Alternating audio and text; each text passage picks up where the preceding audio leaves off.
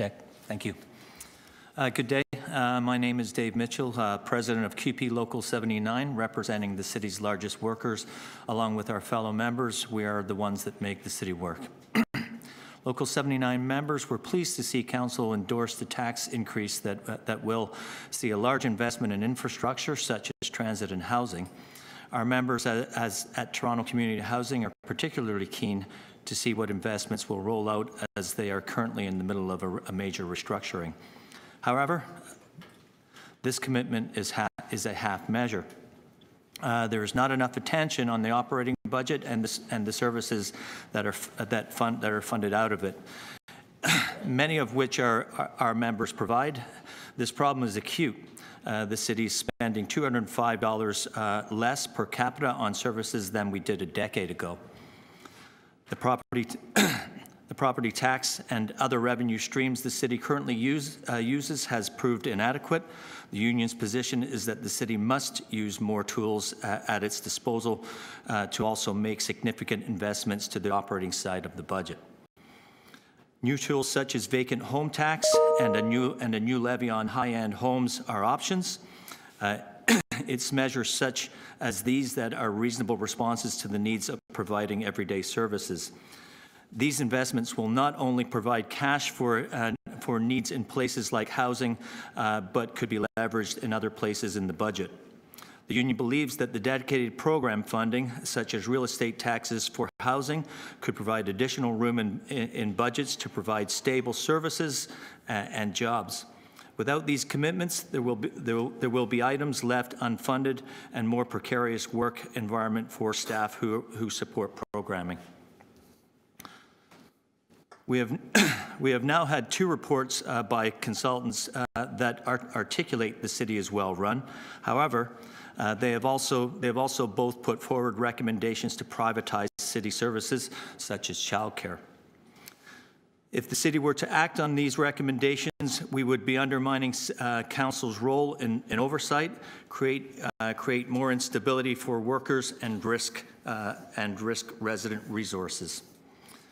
This is secondary. This is a secondary concern for the union. Recently, we learned the P3, a type of privatization for the Eglinton Crosstown, will be delayed and over budget. This after there was already litigation on the matter. Our members are concerned that future investments in infrastructure will be used in privatization schemes such as P3 structures for the LRT. On their operating side, there has been high-profile concerns around the contracted services for forestry and road paving as well. The city reports it spends almost $2 billion on contracted out services. Obviously, private sector services are necessary in some instances, but are generally not subjected to the same level of oversight and accountability that the public sector is. CUPE has seen this over and over again across the country. It is a foundational role of the city to provide services. They should be done in the most cost-effective and accountable way, which is primarily done by delivering and paying for it publicly. Thank you. Thank you very much. Next will be Brandon Haynes. Oh, sorry, Councillor Leighton. Yes, thank you very much.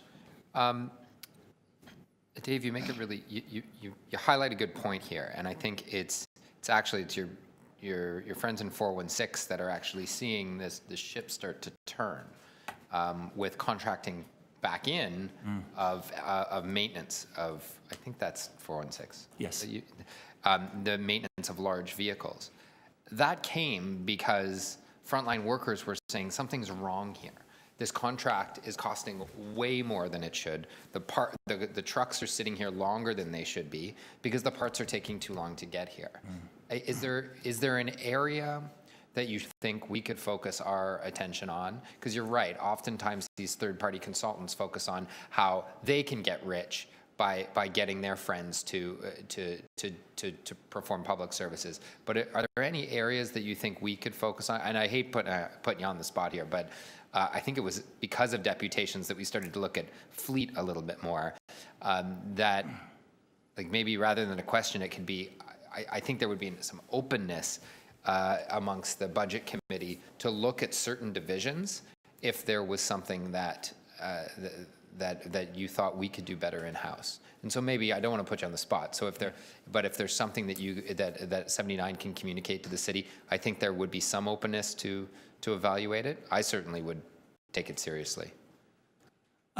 Yeah, thank you for that question. Housing is certainly one area that our local would like to see more resources put towards, and obviously childcare is very important to the public as well as the local who provides it with our daycare centers.